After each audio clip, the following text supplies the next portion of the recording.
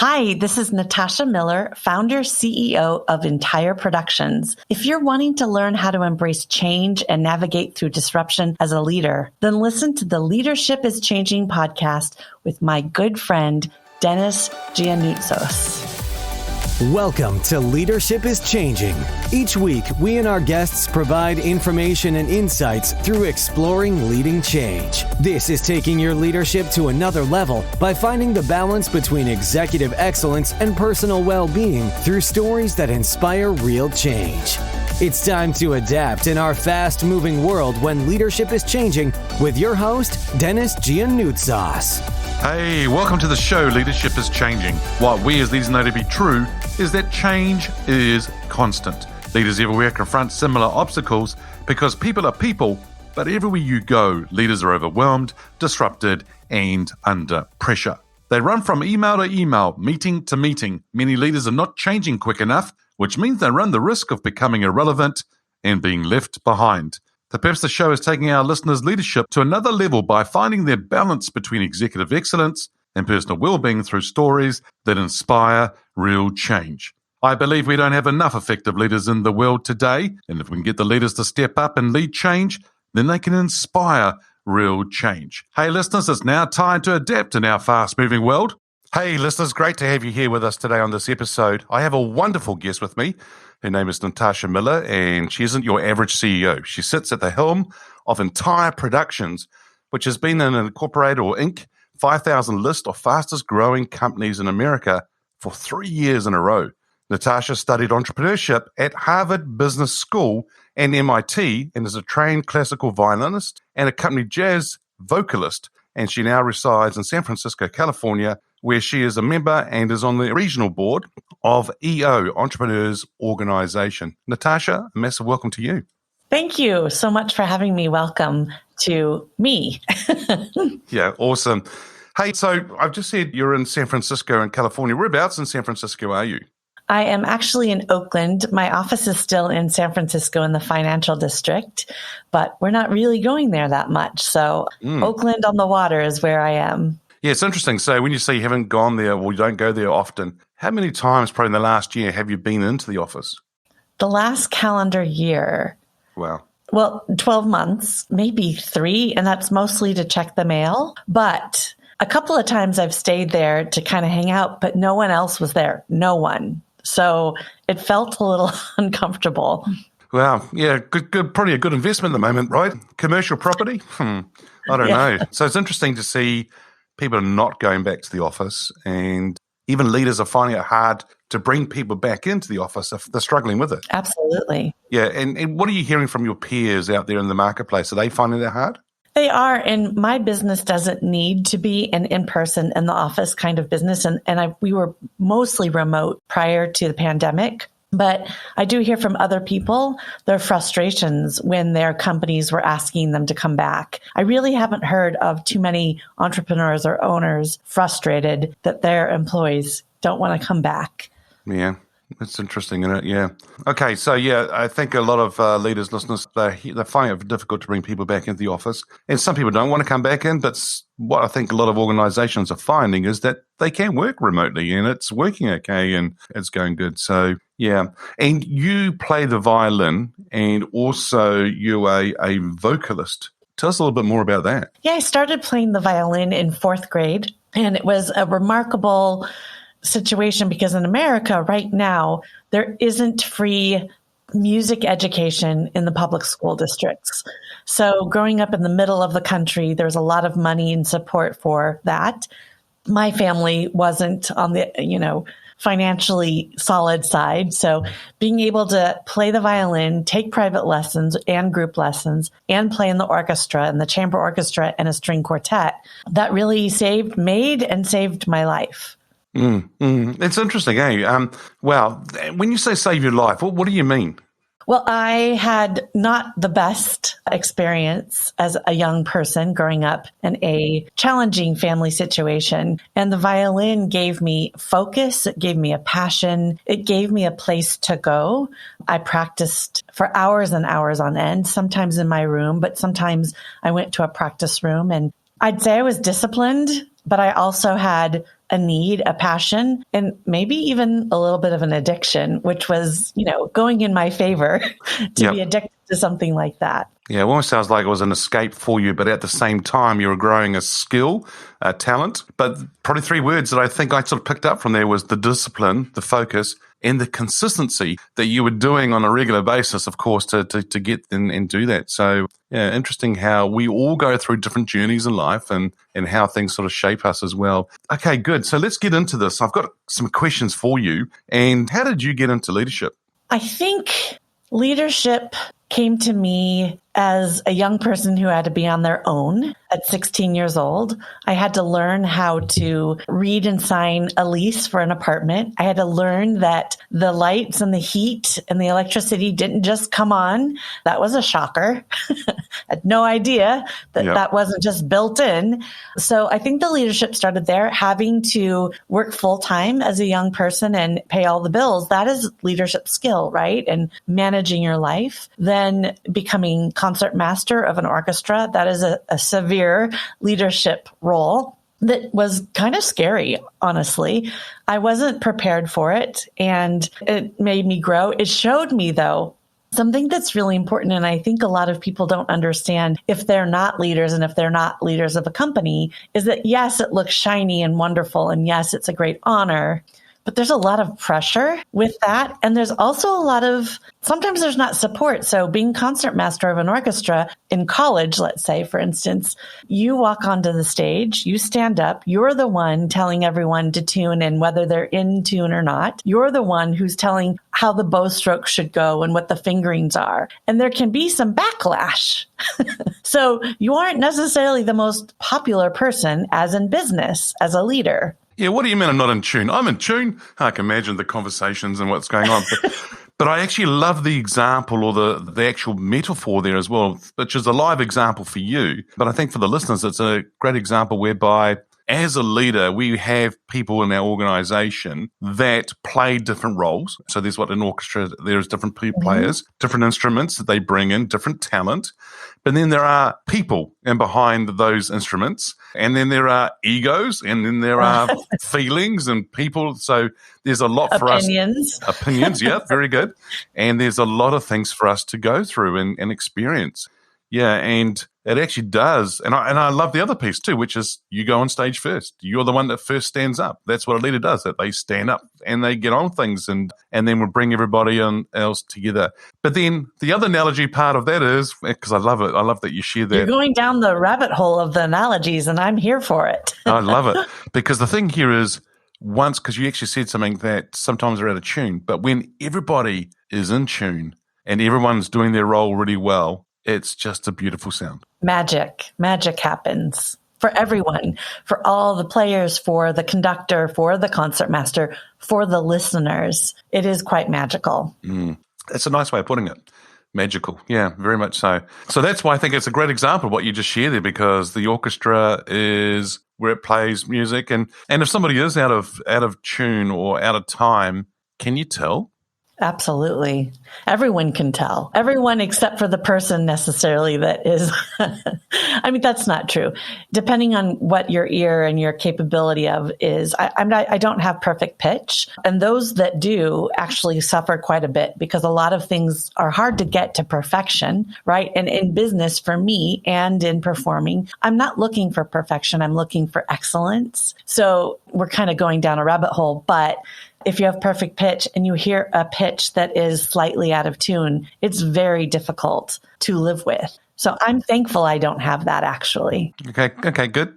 That's good to hear, because our neighbours' kids, both sides of the neighbours, the kids are playing the violin and they're practicing. And at times we're sitting outside because it's summer here at the moment and we're going like, ooh.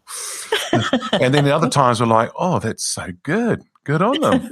And you can see them and hear them growing, which is really interesting. But they keep practicing. They keep doing the discipline, the focus, the consistency side of things of all the time as well. Okay, so the concert master, and what about other leadership things? When you said you sort of came into those roles, what other things have you experienced around leadership? So the next step from that would be leading my string quartet, which was very crucial in my business journey because I was getting all the gigs. I was getting all the clients. I was putting out the contracts. I was selecting the music. I was arranging the music. I was copying the music. I was doing all the work, all the management, all the production. And then I would hire people and their job was to come on time to the right place, wearing the right clothing, having the right, don't forget your cello. These things happen, by the way, and following my lead. And actually, if you think about it, and a lot of people listening to this might not understand this, but if you're playing at a wedding, it is a very carefully timed situation, and you have to have the feeling for when to stop and start a song. So you're playing a classical piece as the bride and the father, let's just say, and all of the wedding party is coming down. But if you are not noticing that everyone is up at the altar at a time and you don't stop the song in a beautiful place, it's very awkward because then they're already up at the altar. The music is still playing and people are like, does the string quartet know that they should stop? So I think my leadership skills, especially with improvisation, being able to gauge when to do something and when to stop really solidified during that time. Mm-hmm. No, that's very good points. And you've, in my introduction of yourself, we talked about that you've been in the 5,000 list of Inc. around fastest growing companies in America for 3 years in a row now. So that too would take leadership around that space, right? Absolutely. And that's years later. So that's recent. We were on the list 3 times in a row at a growth rate of about 65% year over year. Nice. That's pre-COVID. We actually were given our 3rd award in the middle of the pandemic, which was funny because when we found out we made the list, it was actually for the year before, right? So I own an event and entertainment production company, and my profitable multi-million-dollar company went to a screaming flat 0 in March of 2020, and I had to build it back up. Yep. Amazing, eh? I had all of those leadership skills under my belt, and it didn't occur to me at first that this was something that I could achieve. But once the panic settled and, I had to make a plan, things were very easy. Actually, more easy than I thought. Not very easy. I retract that statement. Yeah. That must have been very hard to go from doing really well in business and then down to 0 straight away. And so how many employees did you have at the time? 12 or 14. Seems so long ago. It seems so long ago. And I had to eventually lay off 6 people. Yeah. Yeah. And it was very difficult, but it needed to be done. And that's another element of leadership, is that sometimes you have to do something that's uncomfortable, that isn't going to put you in favor with other people, that might make you feel bad. And that's a tough pill to swallow. Yeah, very much so. And I know there's a lot of leaders around the world that have gone ahead and done that. And so found it very hard because it's with people, right? I mean, there are people, human beings involved, and it's not always easy to do that. And yeah, so it's amazing what leaders have gone through with their employees, with their teams as we went through into those lockdowns. But as you said, leadership skills help you turn things around and get underway with things for sure. Let's change gears a little bit here, and let's ask you a question around who's your favorite leader. Now, this person can be alive or from history. You may have several, but who's your favorite leader and why? This is a very interesting answer to your question because I didn't know we were going to go so deep into the musical metaphor. But I think the universe has arranged for this all to culminate with the answer. Diane Pope, who was an incredible orchestra conductor for me in high school, junior high and high school. Now, the reason why she was such a great conductor, and she's still living, is she really inspired a bunch of hormonal kids, right? To not only play in tune, but play with passion and be dedicated and be disciplined. And she saw in me something that was special. Now, I think she may have also seen that I was struggling at home. And what she did was she arranged for me to study with a college professor at Drake University in 8th grade. That was terrifying, but so good for me. And I said yes. I don't know how I had the goal to do that, but I guess under her guidance, I felt safe. But that was just extremely terrifying. But to watch her manage us humans pull out the most music possible and then show up at the podium during concerts in a ball gown with her hair done just gorgeous. She was beautiful. And I didn't know at the time that being a female conductor was a rare situation, especially back then. I think it still is, but she was brilliant. And I think I learned leadership skills as well as grace, as well as how what you wear actually can make a difference.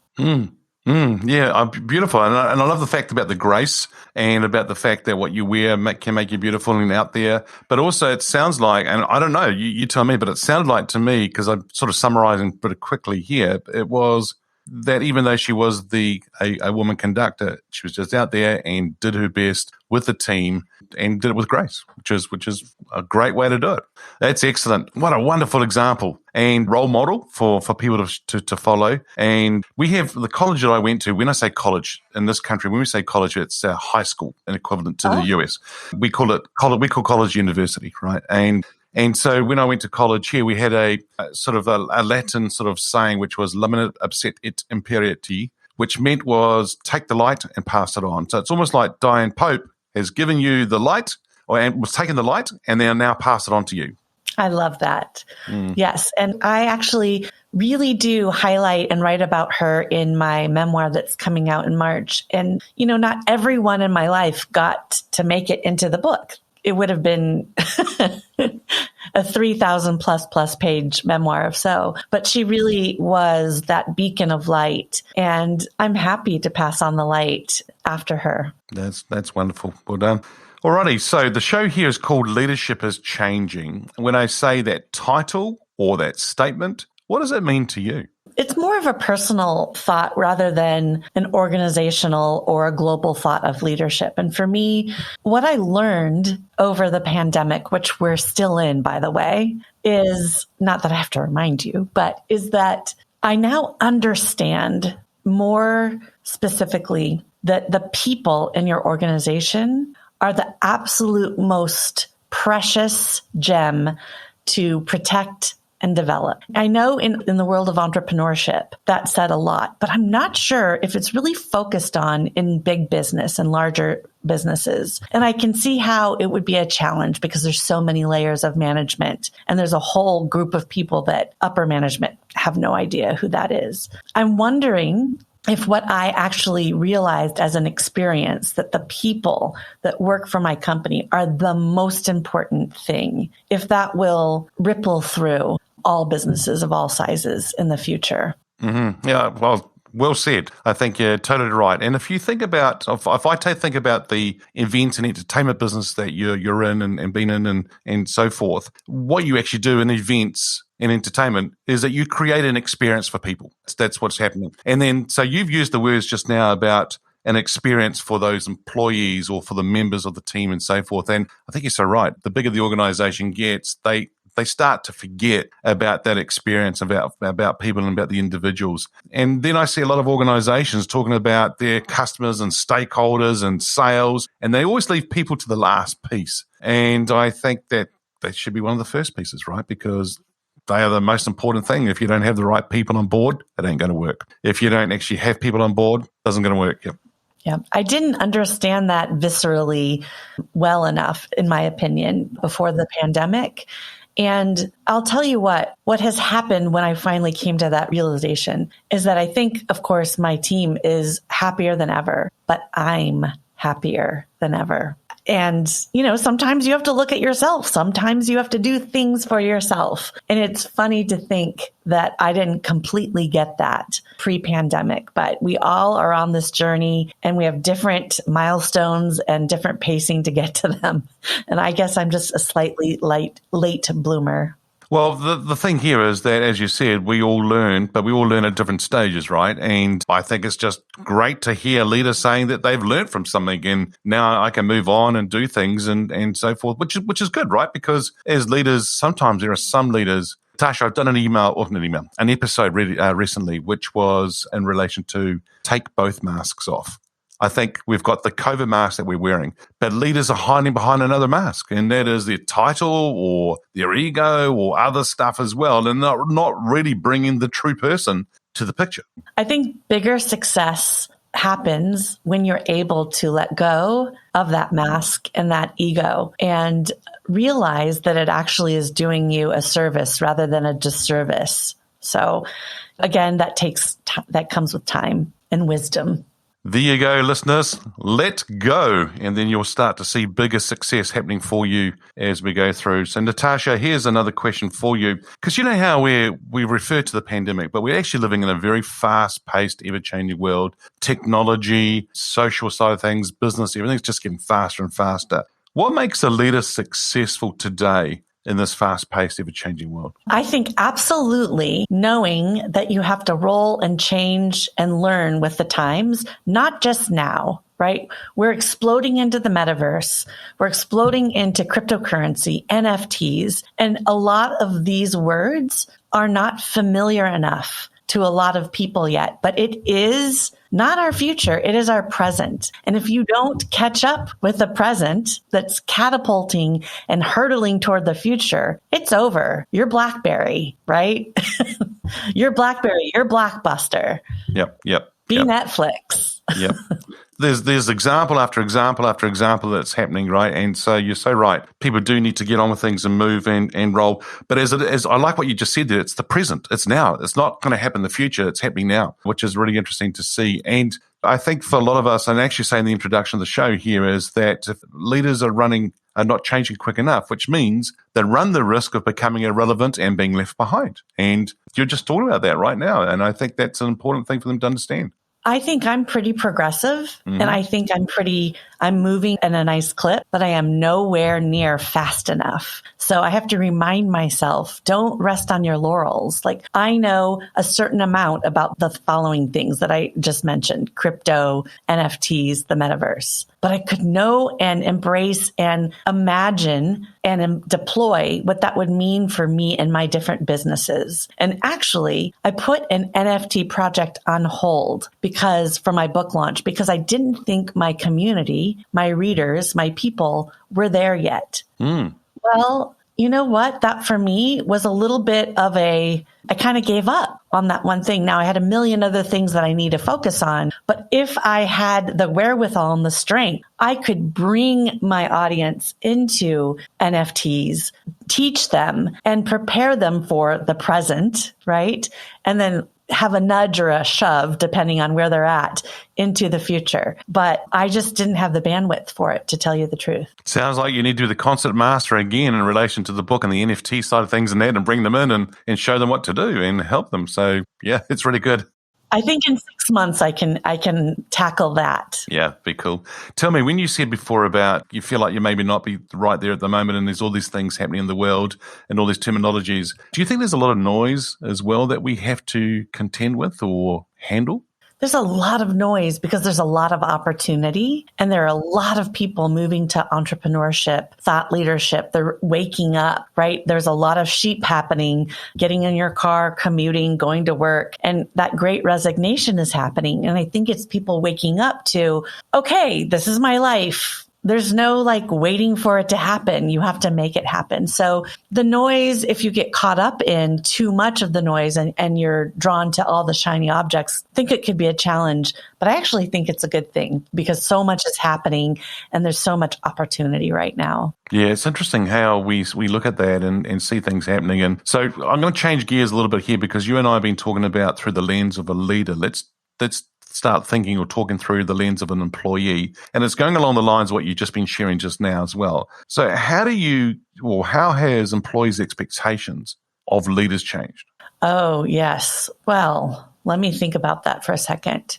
So I own a small business, right? And I can't really speak to the middle market and the larger companies. And I wish I could. I wish I could get in there and fix it. But I think employees now, especially during this pandemic time, are expecting leniency, freedom, and they should get it, because you should have hired well enough to trust them implicitly. And I can tell you right now, I have that in my company, and I'm so proud of it and relieved. Now, the expectation from them, there are expectations from them that I can uphold, but they're also allowing. They also understand what's happening in the world right now, and they're not expecting big raises, big commissions. They're sticking in with me, which I am so thankful for, because they understand. And also, I'm a little more transparent with them than I think other leaders are.